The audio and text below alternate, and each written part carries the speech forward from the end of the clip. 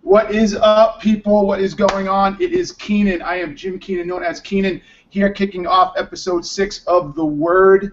I am super excited. Today's show is going to be a good one. It's straight up all about sales. So if you are looking to grow your sales numbers, you don't want to miss this one. It's going to be fat. We're talking about how to deal with difficult customers. And I know, or prospects, and I know we've all dealt with them. Good morning, Kiki. How are you, my girl? Good morning. I'm doing great. Super pumped about this show. The more interaction we have with the audience this time, I think the better. It's really kind of a style-driven conversation. Yeah, I'm with you. I'm with you. And we have some killer guests today. Our guests are Anthony Iannarino. I love this guy. He is a sales powerhouse. The man, if you don't know him, then I'm going to argue you are not into selling, because he's a guy you need to know. And with him is Tim Ohai. Tim is also a powerhouse. These guys know selling. They are constantly listed on the list of the top salespeople, top sales blogs, etc. So this is going to be an awesome show. So to kick it off, I have kids. I think you met them on the last show. And one of the things I got to experience by having kids is SpongeBob. I freaking love SpongeBob. Kiki, do you ever watch SpongeBob? Occasionally. I don't have kids yet, and it was a little bit after my time. So what prompts you to watch it? Do you ever watch it? Why have you watched it? You know, when I was babysitting, I would watch it, and I actually just found out that the guys from, I think it was Mr. Show, those creators actually write SpongeBob, so I have a lot more respect for it now. It's like, I feel like there's some dirty humor under some of those jokes. There is crazy humor under those jokes. I love SpongeBob. It's entertaining. I watch it with my kids on around. Go figure, right? But it is. I love it. But one thing I love about SpongeBob, if you don't watch the show, is SpongeBob is just fanatical about his job. Number one, he's always happy. He's always happy. Nothing gets him down. And his passion for his job is just beyond reproach. The guy loves his job. But in SpongeBob, we saw a really cool video that I think spells out this idea of the pain-in-the-ass customer. Should we roll it? We sure should. Let me guess, Tiny, a small salad? I'll take a double triple bossy deluxe on a raft, 4x4 animal style. Extra shingles with the shimmy and the squeeze. Light axle grease, make it cry. Burn it and let it swim. We serve food here, sir. I got it already, Squidward. Bubble bath. Square pants. I hear talk you make a mean Krabby Patty. Yep. I hear talk you're kind of picky. Yep. Well then, there you go.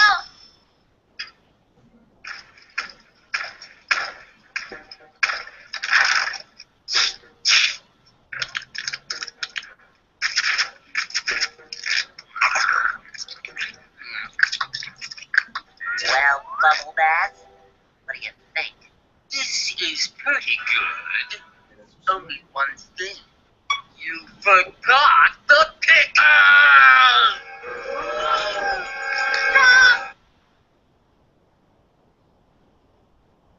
Give me the regular. And this time, don't forget the pickles. I didn't.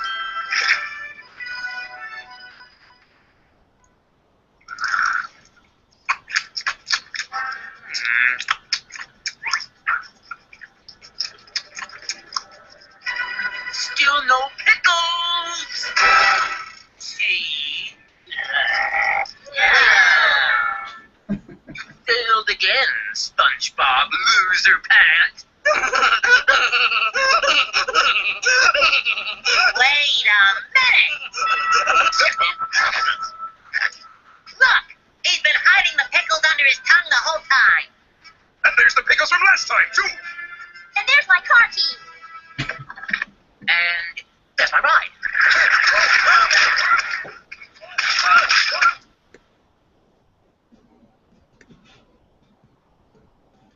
Classic, isn't it? Is that just classic? Absolutely classic.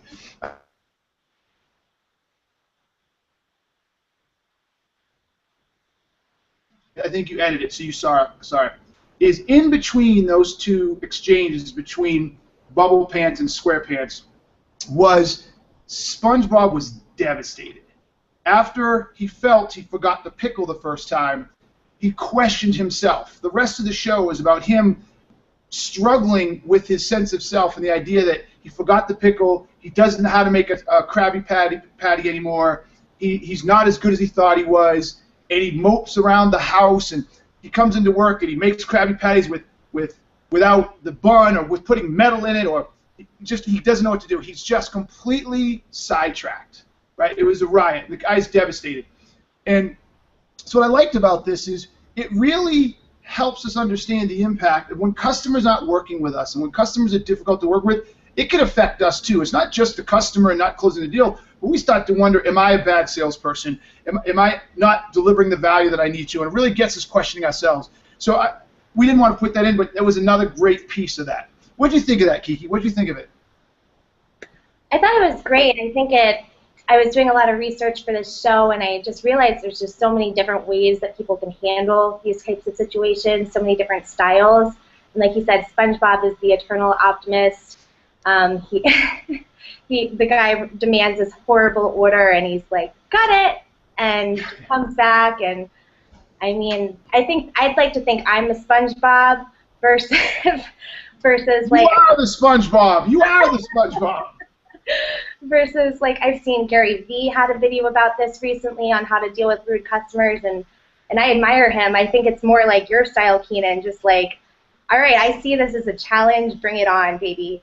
And then some people, you know, I do see the point where it's going to, tough prospects might be a tough customer, and it's more cost than it's worth in the man hours and the mental health. Yeah, good call. And I think that's a great segue. So when we're dealing with difficult customers, we have two choices. One is we can just not deal with them, and we can kick them to the curb. And that is a real option, and we're going to talk about that one. Or the other one is to really figure out and get to the core of why are they being difficult? What's going on? And so today's show, in our time with Tim and Anthony, is going to be all about digging into that, right? How can we engage with difficult prospects? Right? How can we overcome their objections? How can we get them to connect with us? And so before I invite them in, I want to talk about why are customers difficult? One of the main one of the main reasons is they don't see the value. And so they're frustrated, they're on the defense, they're putting up their guard because in many cases salespeople have interrupted them. We've interrupted their day, we've interrupted their call, we've interrupted them through email, and we're asking something from them, and they're frustrated, they're irritated, because they don't see the value in our interruption. So we got to understand that many times we're the cause of them being difficult. So we're going to break that down. Another thing we want to break down is sometimes people are just bitter. They're just bitter people for whatever particular reason, and bitter people don't know they're bitter. So as you sit there, some of you are bitter, it's time for a check. How do you treat people? How do you treat salespeople? How do you treat your neighbor? If you're just a jerk, you're a jerk. You need to cut it out. But even jerks can be gotten through because jerks have family, they have friends, they have people who like them, so clearly they're not a jerk to everybody.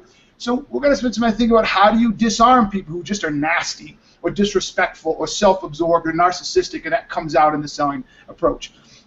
And sometimes they're jerks because we're not hearing them, or they truly just don't have an interest, or they're not interested, or they're just not willing to work with us.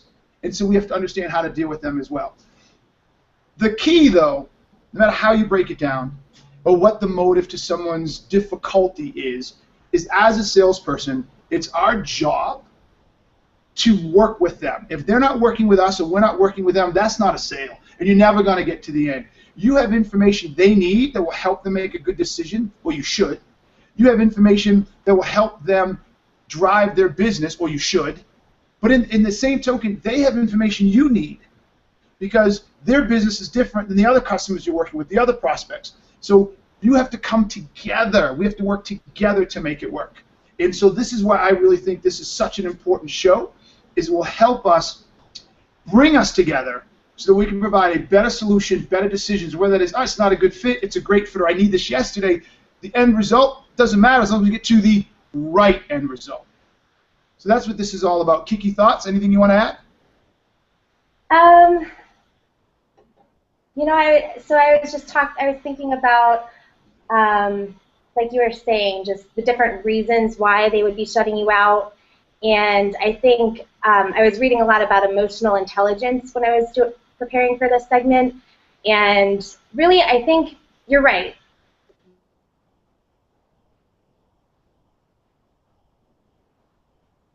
Some benefit out of this relationship, but you're doing it for yourself as well.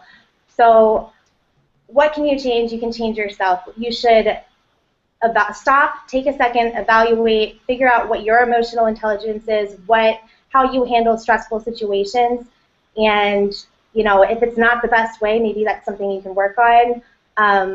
But I think it's really comes all down to analyzing yourself and figuring out what's right for you and how you can handle these situations in the future. I'm with you. Good call. So what do you think we get our team of experts in here? What do you think? Hold on. Don't do it yet. All right. Don't do it yet. Because the minute you take that mic, that mute off them, they're going to start chirping. And I want all the control in the world. Because there's going to be no lack of input or voice on this. So the two guests are, again, Anthony Iannarino and Tim Ohai.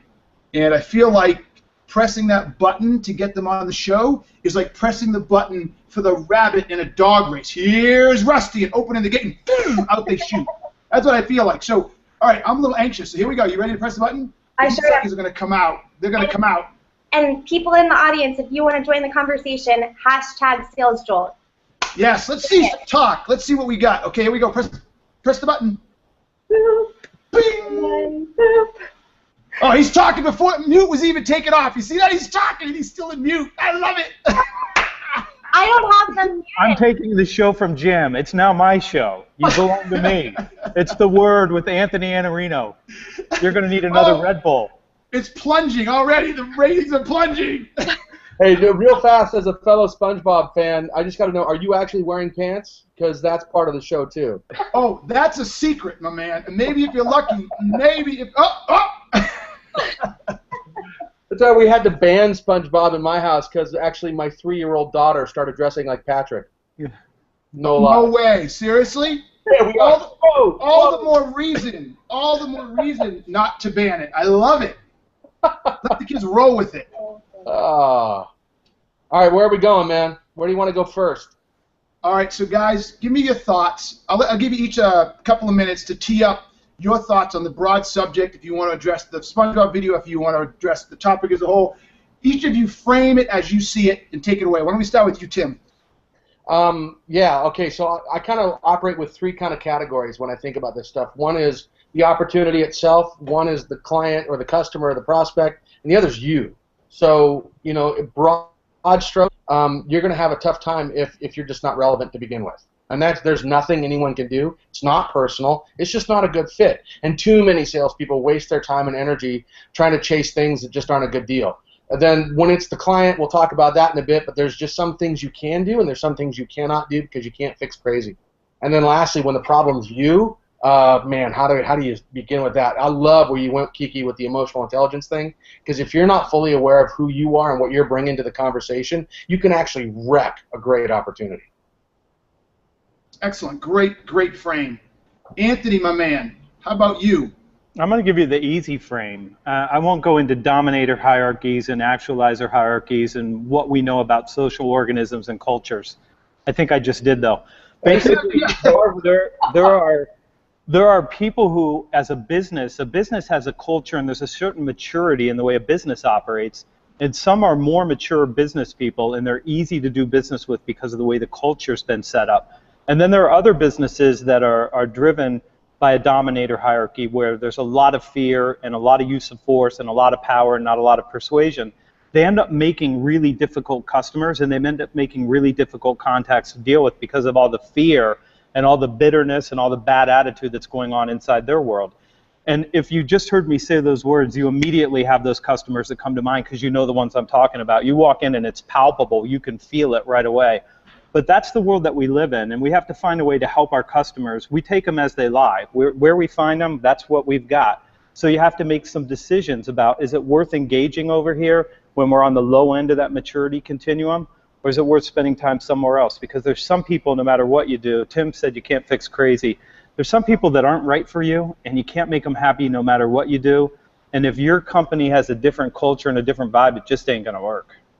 You know, you nailed that, Anthony, and I want to take 2 seconds to zero in on something you said. This is the idea of some cultures have a dominating or difficult to work with culture, and I've always found that fascinating because I'm not a very religious guy, but somewhere along the line, someone drilled it into my head, treat others the way you want to be treated, and I've always found it fascinating that it's almost inevitably these companies that are difficult to work with have sales teams themselves, and they're reaching out to you, and they're trying to make quota. I think to myself, are you kidding me? Are you fucking trying to do this to us? Do you want your prospects or customers treating your sales team this way? Is it how you want them to do business with you? Are you serious? So I found it fascinating. I think it's a great point. So with that said then, guys, let's start in the very beginning of the sales cycle, right? We got to find them where they lay. You can't fix crazy. What should salespeople do out of the gate, just right out of the gate, to minimize the impact of a difficult customer prospect? I think right off the bat, you got to do your homework. You got to do your research. You got to look at what you can out there. If you've got a marketing function that's actually helping you, get them to provide what you need. It's going to be different if you're more complex B2B selling versus more transactional B2C. But generally, I find that the salespeople who don't do well are the ones who ignore the homework and just show up and throw up. Okay. So I want to push you on that. I agree. But we hear that term, do your homework. And to me, it's trite. Give them something more specific. Where do they do the homework? Or what are they looking for specifically? So it depends on what your business is, but let's just take kind of the normal B2B sales cycle. If everybody's talking about social selling, to me, social selling is probably better to be said social prospecting, because there's so much information via LinkedIn, there's so much information via the internet out there about the actual company, if it's publicly traded, to actually go research what's important to them, what they're focused on doing, and what they're trying to tackle at an organizational level, so you can get a sense of the pressure that individuals are under. And if you can get a sense of the pressure that an individual is under, then you can develop a point of view to walk up to them about and say, hey, listen, I'm understanding your company's trying to do X, or the industry is going Y. I've either got information that can help you understand that, or I've been helping people address those kind of challenges, and you've got to come in the door with a little more information other than, hi, my name is X, and I'm representing company Y. Let me tell you about us. I like that. That was really good. Anthony, what are your thoughts? Couple things here. First and foremost, if you're going to be a responsible salesperson, you're going to run a responsible sales organization, you need to protect yourself from being so desperate that you have to take what I call a nightmare client. You need a full pipeline. So if you want to not have to take anybody's business, if you want the ability to walk away and say, we're just not going to jive together, it's not going to happen, you got to have a deep pipeline so that you can walk away from any one particular deal. And where I see salespeople get hung up on, I got to have this client, they spend a lot in my space, they're going to be my number. You know, the challenge with that is you're going to have a horrible experience, they're never going to value you, they're going to grind your people down, they're going to destroy your culture, and I'll share a story with you about that at some point as we talk about this. But prospect like the devil, make sure you got a pipeline so when you bump into these immature businesses that you can walk away from it. And then let me add one piece to this. In your first visit or your first couple of visits as you're doing discovery, you know when someone's expectations are totally out of line. You know that. And you can feel that when they start talking about wanting to change and not wanting to invest. And you know that when they start telling you that the only problem they have in the world is the vendor that they're working with or the supplier they're sitting with right now because they're stupid, they don't know how to get the job done, they're having all these problems, and you're like, yeah, they're dissatisfied, I can win them, this is great. But listen, if they're saying that about the competitor and they've been through 3 or 4 times around this loop, it ain't your competitor. It's the fact that their expectations are so out of line. And a grown-up salesperson with a pipeline says, I'm going to call you on that because the fact of the matter is it ain't us, it's you, and you're going to have to decide whether or not it's really worth it for you to change. And that's just the way it is. So that's the 2 big pieces I'd say right out of the gate. Okay. So one of the things that I think you're spot on. And I think this is also complex. Why do you think salespeople have a hard time doing the things we're suggesting right out of the gate? So why do you think they even get out of the gate wrong? Anthony, go first. Yeah, I'm happy to go first. One, they think prospecting is hard. They hate the telephone. They've been fed a bunch of lies that social selling and inbound marketing is going to do all their work for them. They don't want to do the heavy lifting of prospecting, literally, which you could do in an hour a day and build a massively strong pipeline. And so they get to the point where they're desperate. Add on top of that, they got a sales manager that's not giving them what they need. They're not giving them the coaching, not giving them the direction, what I would call mindset, skill set, toolkit. They need all three of those things. They're missing those pieces. So they end up in a spot where they're desperate. And desperation is where you end up with bad customers who won't value you enough to let you make money and who grind you down because they're unhappy with the way that they're running their own businesses predominantly. So what I'm hearing from you, and this is really interesting, and I'm really digging where you're going. What you're saying is there's really no such thing as a bad customer. There's only such thing as a desperate sales organization or salesperson who accepts or tolerates a bad customer. Is that right? That's exactly right. Oh! Hey, Kiki, give me a drop! Oh, sorry. She was watching SpongeBob. Sorry, there. Oh, dude, that is so spot on. You know what it reminds me of? It reminds me of dating. That guy who's just so desperate, he walks into a bar, and every chick in it smells that he's desperate. And so he takes whatever he can take because he just doesn't have that confidence, that sense of oh, my goodness gracious. Dude, I think you're spot on. So I'm going to just spell this out again because anybody listening, I want you to hear it. It is about bad customers and not bad customers. Bad customers are the result of you as a salesperson or your sales organization being too desperate that you just can't walk away from someone who treats you like shit. That is spot on. Tim, what are your thoughts? Well, let's just go down the rabbit hole further and talk a little more about what Anthony was just breaking down. So there's two kind of elements to this. One is what's going on inside the salesperson. The other one is what's going on inside that company. And to your point you just brought up, this idea that the company doesn't have focus on what it's actually trying to do. It's just telling people to go hit a number. That's not telling people to go be successful. That's just creating stress. And they're going to wind up with all kinds of reasons why they can't go sell. And some of it will be absolutely legitimate and some of it will be total BS. But the idea that the company isn't focused enough on what's happening at a sales conversation level is massive. We see over and over and over big companies, and I can't say their names publicly, but I can tell you that they struggle in how they support the sales conversation. And there's a lot of problems in the system itself. Poor strategy, poor tools, poor equipment. I mean, my favorite is marketing comes up and says, hey, we want to help. And they generate all this crap that winds up sitting in a box in somebody's garage because they can't use it in real conversations, right? It's just, it's frustrating. But on the other side, you've got salespeople who aren't really thinking, to your point, Anthony, around the confidence and what's required to go do the work. The problem is both they may be struggling with just a work ethic, and that happens, but more often than not, there's just a lack of confidence. And the reason there's a lack of confidence is because they haven't been equipped and enabled to go out there. They're not getting coached properly from the manager. They don't have enough of a network of friends within their own company to share information, say, hey, try this, I did this the other day, it's working. So there's not enough of that happening, and people are too busy, too focused on trying to hit a number, not have great conversations. All right, okay, really like this. So I'm going to bring us down even a little further, right? And Tim, you have sort of gravitated towards the organization. So I'm going to ask you a question for leadership, right? For the head of the sales organization or the sales manager, right?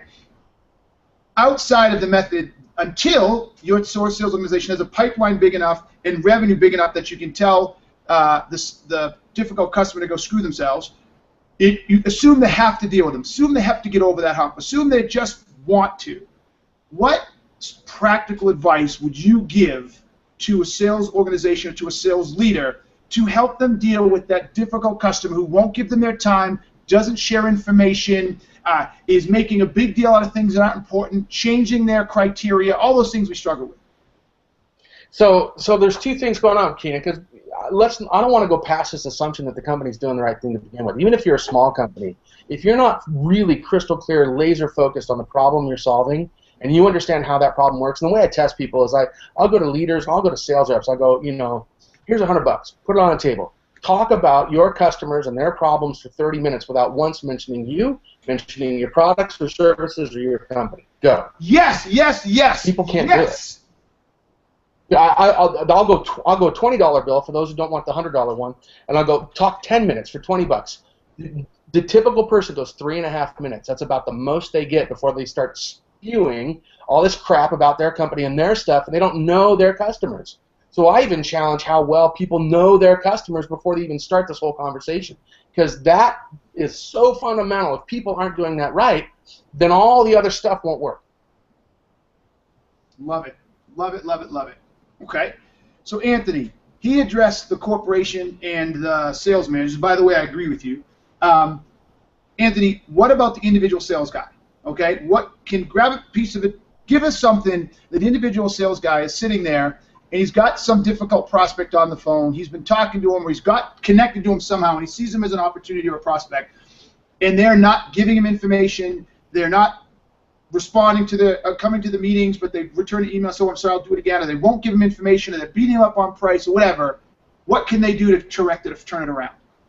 I'm going to go back to something that you said in the introduction about failure, and I never thought SpongeBob would be the role model for our sales hangout here, but I like that. So, you know, this idea of just being racked with pain because of your failure, and as a salesperson, we fail. We fail a lot. We're dealing with difficult personalities. We're dealing with one of the most difficult jobs that you could ever have. So we have all this stuff going on. You first have to admit that it is your fault. Whatever's happening, whatever you're getting back from the customer, it's because you're giving something out and they're responding to what you're giving them. And so you have to accept that that's your failure. You're doing something wrong. And once you can accept that you failed, now you're empowered to change. And if I want to change, I'm trying to think about how I'd want to change Jim. If I wanted to get him to wear all blue somehow, I don't know how that would happen. But I would have to change something so he would have something to respond to. I can't just go grab Jim and say, look, I need you to change. So we give him this stuff like, hey, I'd really like to talk to you. I really need this information. I really want to help you with this. And when they keep getting the same response where nothing comes back, you have to change. And I would tell you, my recommendation for people listening to this is change what you're doing. And you go something like this. I don't know what it sounds like for you, but it's like, hey, Keenan, I know you were really interested in working on this project together. I've reached out to you. I'm trying to get this information so I can get you the things that I promised. And what I'm afraid of is that if you don't give me those things, then I'm going to push your timeline out. I'm going to push my timeline out, and I don't want to fail you. Tell me what's going on there and how I can help you, and tell me where this sits on your priority so I know how I can best serve you right now. And you're just going to have to get vulnerable and tell them, this is what I'm afraid of is going to happen, and ask. In a lot of cases, we're asking a question that's hard for the customer to give us the answer to. It's difficult for them to know. Half of the time, let me say this, 90% of the time when the customer is having trouble changing, it's because it's so complex and so difficult of a problem they're trying to solve. It's easier not to solve the problem. I've already learned how to deal with the devil I know. So you see all this resistance, and what you're really getting is this thing where I'm afraid to change. I've got all these concerns, and you haven't made me 100% confident that we're going to be able to work through this thing together, so I'm just going to put the brakes on and stall this for a while. So only the salesperson can change in that. And what I hear from salespeople is like, how do I get them to do this? It's how do you get you to change? Because you keep asking them for the same thing 11 times in exactly the same way. That's you being stupid. Change your approach so they have something different to respond to. And I like that. Let me jump on that real quickly, because Anthony, you totally cracked something open on this idea that, you know, we have to remember, when I talk about how well do you understand the problem of your customers, you've got to understand the unintended consequences your solution brings to their problems. So you may be selling something small, but it's going to make a major block for some other department, some other group. It can be legal, it can be compliance, it can be HR, it can be some IT, who knows. But the problem gets worse because you're injecting something that you don't understand the bigger picture. And so that's another reason tough prospects, tough customers don't want to talk with you. Love it. The idea of change, notice what you both addressed. Change. Anthony, you addressed change on the salesperson's methodology or approach. You've got to change what you're doing. And then, Tim, you basically said, look, this is going to change their world. Even if it seems small to us, it's going to be a big change to them. I love that. Let me real quick, folks. This is some good stuff going on. Sales Jolt is the hashtag. Kiki B is watching this. Watching. If you have questions, jump in. Don't be shy. Some folks are already on it. Let's see some good questions. Let's keep this baby rolling. So I want to throw something out to you guys. Anthony, you talked about changing, and the salesperson has to change what they do. My belief system is when it's starting early and you're dealing with the difficult customers, or prospect, I should say, is they can't be a prospect unless they commit something, right? But we don't just say, IBM's a prospect, and I don't talk to anybody, nobody gets my call, and nobody at least gives me something. Yes, they respond to an email, or yes, they'll have a meeting with me, or yes, they'll do something. Can we agree on that? There's some connection? Yeah, and I'll even go further. I don't even think they're a prospect until they agree that they need to change. All right, I'll go with that. But in this idea that we're dealing with a difficult prospect, at least with the lowest bar, they've committed to something. And one of the things that I've found that I share with my clients is salespeople have to hold the customer accountable, the prospect accountable for what they said they would do. So if the prospect says, yes, I'll meet with you, and they don't show up, or the prospect says, yes, give me a call in 3 weeks and we'll reconnect. If the prospect says, yes, I'll take a look at something, if they're not doing it, one of the things I share is, guys, send them a note and says, I'm confused. You said, and it's not happening. Two of those things weren't commitments. Two of those weren't commitments, and this is where I would say salespeople get crooked. Call me in 3 weeks, you made the commitment. They didn't make a commitment. Fair enough, fair enough. And I'll review your material, they didn't make a commitment. When you say your material is, absolutely. I'll do something. It's a bullshit commitment. The commitment is, I'll sit down with you after you do. If you don't give me your time and we're not locked in, I'm not calling it a commitment. And this is where salespeople accept those things that are too soft. That's not a commitment. You tell me they're difficult, it's because you're letting them off the hook early on. And it's, Tim, I'm sending you this thing that you wanted to see. What's the best time for us to talk on Thursday so I can review it with you? Yeah, I like that. Absolutely. That's it. And that's a commitment. You don't give me that, we don't have a commitment. I have what Neil Rackham in Spin Selling, 1988, page 64 to 67, would call the continuation. Go get the book, read it. 64 to 67, you don't have to read anything else. Without that commitment, you got nothing. I agree, but even when they make that commitment and they don't show, salespeople don't hold them accountable. Yeah, you got to hold them accountable. They don't say, you said. I love this. I see it work over and over and over. I'm confused. You said, and now it's not happening. What's going on? Right. Tim, what are your thoughts? No, I agree. I always determine that the strength of the need is determined by the strength of the action. So if somebody's just doing minimal level effort, even if it's a commitment, but it's minimal, it's probably a minimal need to them. Yes. It's a minimal priority. So that, two things. One, I can say, oh crap, this is a lousy deal, move on. Or I say, man, I need to figure out and do my homework on what's going on to elevate why this is more important than they think it is. Because the chances are, and I got huge amounts of empathy for the buyer.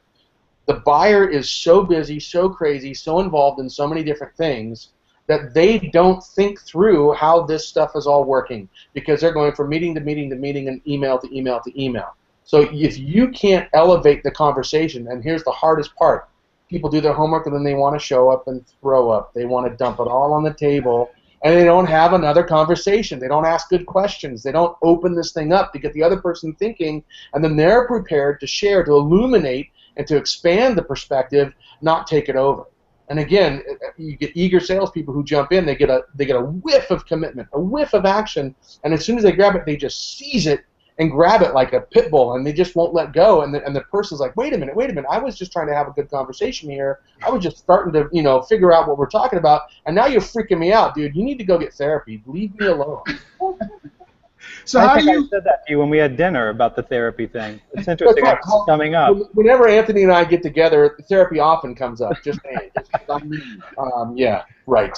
So how do you know when? All right, so I like this. This is all great stuff. How do we know when it's time to let them go? So outside of the point that Anthony says, look, if you got a pipeline, they're being difficult, cut them. But there's a lot of gray area there. So let's say you have a huge pipeline and business is going great, and you've got a customer that's not all that cooperative. How do you know when is the time to say, you know what, this isn't worth my time, and jet?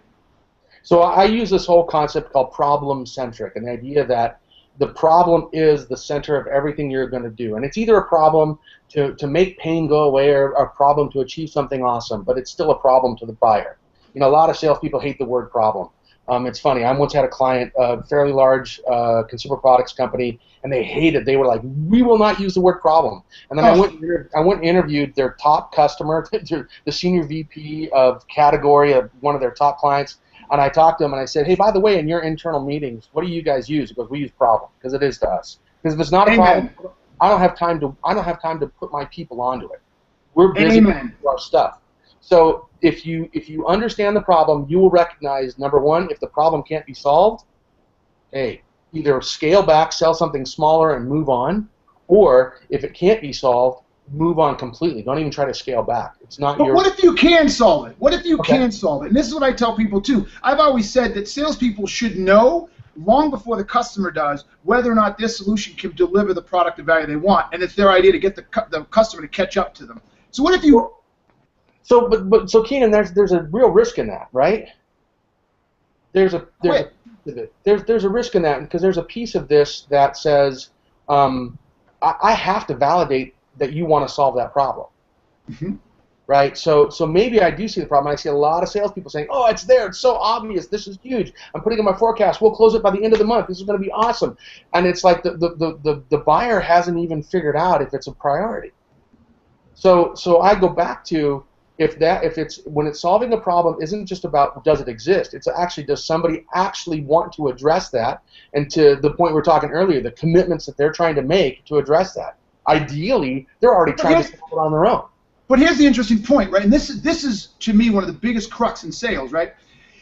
A customer doesn't know what they don't know, and so it's my job to help them see it. An example I use all the time is before there was a plane. If I said to someone, "Hey, I'd like to talk to you about your travel across country," and they don't know anything about a plane, and they won't give me the time to help them show them what it is, how long do I say, "Fine, forget it, you don't need it"? It's like that cartoon where the guy's got the Gatling behind the tent. Have you ever seen that cartoon? He's got a Gatling, and it goes up to the king who's fighting with swords, and he says, "I don't have time for a salesman, I got a war to fight."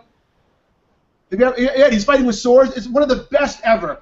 And the point is, if that king, no matter how hard I try, will not give me the time, and I've got a Gatling, when do I say, "Fine, let him fail"? Because there is that white space between knowing he's got a problem he wants to solve versus I don't know what I don't know. Okay, so but there's let's say you asked if there's somebody who does recognize the problem, like as a buyer side of this, right? So that's an easy path to go down.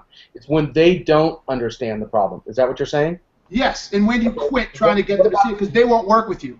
Okay, and I want to bring Anthony in on this one because I've been talking a lot. Let's talk about the third idea. That what if they do recognize the problem, but it's not that big of a priority? Or to solve that problem creates a bunch of unintended consequences or complexity they don't want to deal with. Or they don't know what they don't know, and they're not giving you the time to help them see it. You see what I'm saying? I think that's the big. But I want to make sure we're separate because salespeople have to be able to recognize the difference between what you just described and the difference between people who are they get it, they understand it, especially senior executives, C-level folks. You finally get a chance to talk to them, and you're eager and you're excited, and here's a senior job title, and you're like, we're going to go because I know the problem's there, and I've talked to their direct reports. This is really important to them. And then that C-level person sits there and goes, yeah, but we're not interested. All right, Anthony, run. The floor is yours, baby. I heard Harvey McKay give a speech a few years ago, and when he got his first job in sales, he was having a tough time getting prospects on the phone, and he went to an old grizzled veteran, in the sales bullpen days, and he said, "When do you give up on a prospect?" And the old veteran just looked at him and said, "They die or you die." and I think that's right. So if you can help somebody, so somebody's drowning and you happen to be a lifeguard, and you're walking by and you're like, I could save that person's life, but they're going to be difficult. And if you've ever seen anybody be rescued from drowning, you could get the person rescuing them at as great a risk as the person who is drowning because they flail around and they resist it. They're panicked and they don't know. So I think if you have an obligation and if you can create value for people, you don't give up. You don't go away. If you have what I call the dream client, and it has to be a dream client, this is somebody who's going to perceive that value once we get through their latent dissatisfaction and teach them what they need to know to be able to understand that. But you keep calling, you keep changing your approach, you keep doing whatever's necessary. I called a client in the staffing business 75 weeks in a row. The 76th week he picked up the phone, furious that I'm on his phone. 76 weeks. This is the old days, man. I had an index card with this guy's name on it. That's awesome. On the 76th week he says, "You've called me 1,000,000 times." And he didn't say that in a way that he was flattering me with my persistence. And I said, "Well, actually, this is 76. And he said, "Well, it feels like 1,000,000 to me, but I got an order. If you get in your car right now and drive over, I'll give you my..." Oh, no. It froze on him. That's all right. What do you get for giving up? You don't win a deal by giving up and going away. Now listen, your time is limited. You got to protect it. Yeah. But keep calling and hammering away. Keep changing your approach. Call somebody else and say, listen, I see this and you don't see it. Give me 20 minutes so that I can show you what I see that you don't see. Let me tell you another story really quickly. I've got a friend. I talked to him the other day. He wanted me to give a speech at his kickoff event. And I didn't want to give the speech that he wanted me to give. And I called him and said, I don't want to give the speech that you want me to give. I've worked with your organization. I see something different. And he said, that's cute. That's funny. I'm paying you. You work for me. Just take my check and give my speech. And I said, all right, so I lost that round. So I asked one of his guys to go to him and ask him if he would please intervene on my behalf. Because I saw something that he didn't see and I needed to share it. And he went and he just got his face smashed in carrying my argument for me. So finally, I was speaking for Abbott Labs, and I had to go to Los Angeles. And on the way back, I had to go through Phoenix, where he lived. And I called him, and I said, listen, you have to meet me at the airport. You have to let me buy you dinner. You have to let me share what I see, because it will totally change what we're going to do at the kickoff. And if I'm wrong, I'll give the speech that you want me to give. But let me at least pitch you. And he picked me up at the airport, spent the night at his house. He had another VP come over. His wife cooked us dinner. And we changed the whole thing that we did at the sales kickoff because I was persistent enough to insist that he let me try to help him. Yeah. And that's your job as a salesperson. You don't get paid for giving up. You don't become a trusted advisor from walking away from difficult problems. You get in there and you might get your face smashed in, but you stick with it and you win deals, because that's what we do. Well, and you knew the problem to solve too, right? You knew what his real problem was. I did. Yeah. Mm-hmm. So yeah, you know what? I think that is a fantastic. I love the story. Maybe laugh. I think it's a fantastic way to end this. What I want to make sure folks understand, and I really like how Tim added to that, you knew the problem, right? If a customer is going to prevent you from helping them see the problem, going back to the Gatling cartoon, you've got to look that up, by the way, Tim. It is a riot. I will. It is the best sales cartoon in the world. If your customer has to understand that you need them to help them. And if they won't let you help, if this king will not at least give you 2 minutes of his time to realize what that Gatling is, and you're telling his underlings how it works and it's better than a sword, he just won't hear it, you've got to go. You've got to go. Or as Anthony said, I think it's valid, manage your time as such that when you have a free moment, when you can incorporate that in, stay in the game, but work a different angle. Like go to his enemy. Go to his enemy and sell the Gatling. And we start shooting at him, come back and say, that thing that I was trying to sell you? Yeah, I sold it to him first, bonehead, right? So I love it. You got one of these, man. You can reach anybody anytime. You know what else you can do? I did this with a client a few months ago myself. I couldn't convey the idea well enough. I just shot a video. I walked him through it on video, and I sent the video to him. Worked perfectly. So that's a great call. I'm going to throw that to you. Anthony, if you're not using it, Tim, if you're not using it, to my folks in Colorado Springs, use BombBomb. It is a video application that allows you to shoot video right in Gmail. You don't have to do it separate. You download the plugin, and you click a button, and boom, you shoot a video, and it goes off an email. It's pretty slick. So great idea, Anthony. Great idea. All right, Kiki, what time is it? What do we got? We are at the point where we're going to go to cut it out, buddy. Cut it out. So, guys, cut it out is one of my favorite parts of the show. Cut it out is where I talk to salespeople about something they're doing they need to stop doing. Today's cut it out is stop selling. One of my favorite quotes that I've come up with recently is, if you're selling when you're selling, you're not selling. This is perfect for this meeting here. Nobody cares about your product. Nobody cares about you. Nobody cares about your quota. Nobody cares about your monthly goals. All they care about is solving problems. And if you're not focused on their problems, you're not talking about their business, if you can't answer or deliver on Tim's $100 challenge, you're selling. And nobody wants to be sold. They want to be helped. So if you're selling while you're selling, cut it out. Nobody wants it. Enough. You're not a salesperson. Stop it. Gentlemen, your thoughts on that? Cut it out. I just like seeing you all amped up all the time. How many Red Bulls is that for you today? Like 8? A half. Really? He actually calms down, Anthony, as he drinks more, because, that's how ADD works. And I know, because I have the same thing. I'm all about the caffeine, too. Hey, I would totally agree with what you just said. To me, I love the way Dave Ramsey says it. You're there to serve. And that for me is how I live with my customers. If I'm going in to work with somebody, I'm there to serve them. If I can't serve them, they don't want to be served, it changes the whole dynamic. But if I go in there to try and take, if I go in there to try and grab, they'll sense that right off the bat, and it will only create stress, and it'll poison the relationship.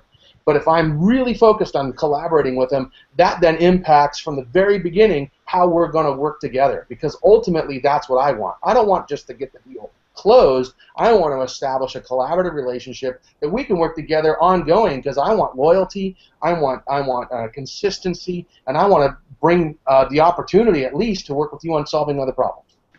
Boom. Anthony, your thoughts on Cut It Out? So I got to just talk about our relationship, you know, in public, maybe for the first time.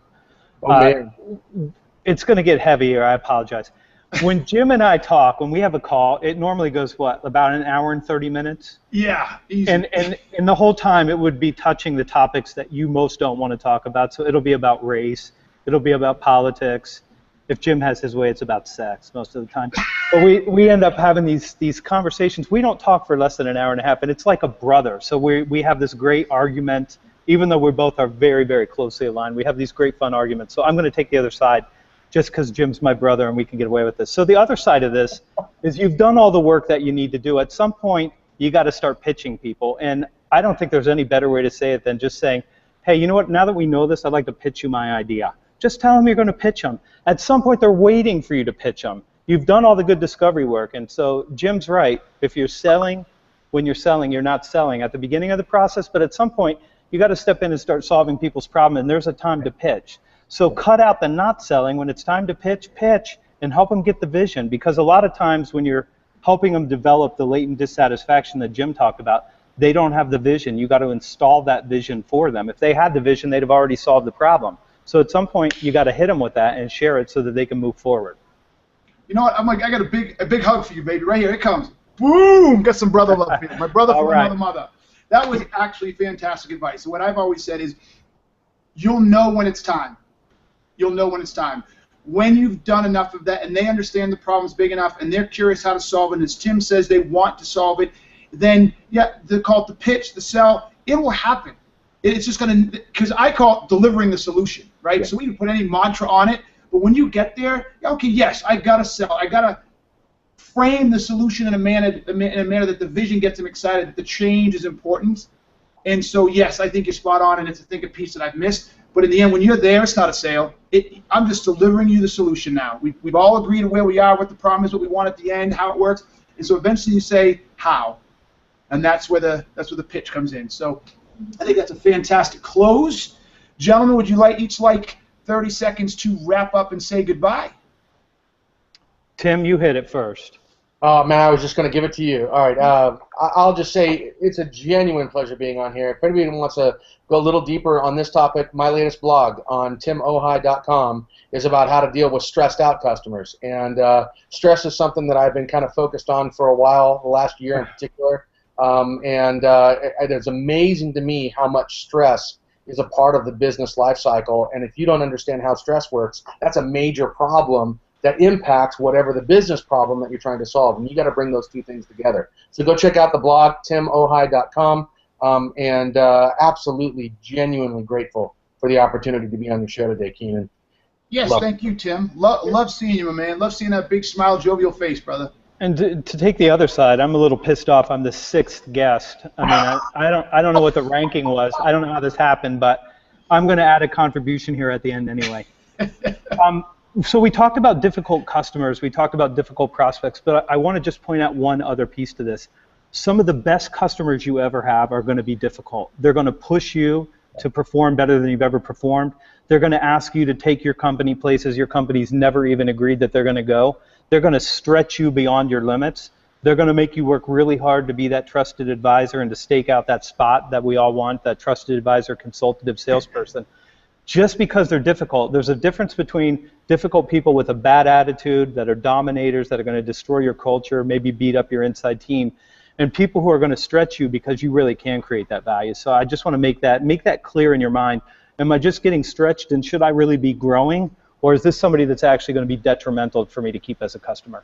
Yeah. Amen. Amen. That might even be a topic in itself someday, how to tell the difference between the two. And I think that's life in general, right? You can attach that to a coach and a mentor. You can attach that to your boss in business, right? You can attach that anywhere. We got to embrace the people and companies that stretch us and pull us forward because we're in this together versus those who will try to push us down. And sometimes they can feel the same. So I think that is brilliant insight, Anthony. Thank you, thank you, thank you. And yes, my man, we have got to do more of this and have more of our conversations about the things in the world that matter over and above business. So again, love you, my brother from another mother. Kiki, my girl, anything you want to add? You are the bomb. Thank you for creating another great show. Well, thank you. Gentlemen, I did have one question from Doug Lehman. He wanted to know if you had to pick one book, one video resource on prospecting, what would you recommend? New Sales Simplified by Mike Weinberg. Boom! Yeah. Mike owes you a check for that. No, I would go. Mike's a great book. I'm writing one now that will hopefully get out there before the year's out. But yeah, no, I would totally go after Weinberg's. Nice call. Do you have a title yet that we can Google?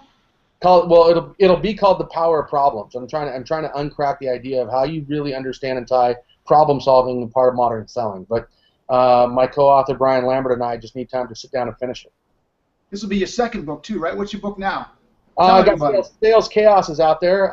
If you want to just think differently about sales, it pulled chaos theory and blended into the process of modern selling.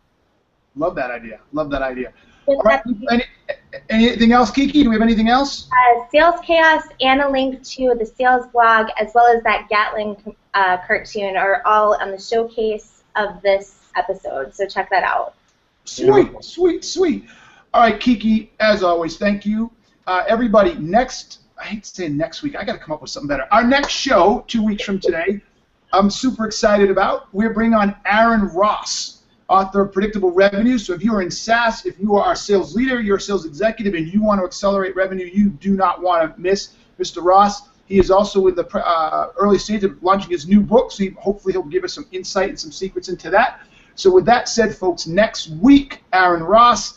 But for this week, let's give it up for Anthony and for Tim, and of course the beautiful Kiki B and your Red Bull-driven Keenan. Thank you, thank you, thank you, people. I'm out. Aloha. Peace. All right, see ya. Peace. So just chill to the next episode.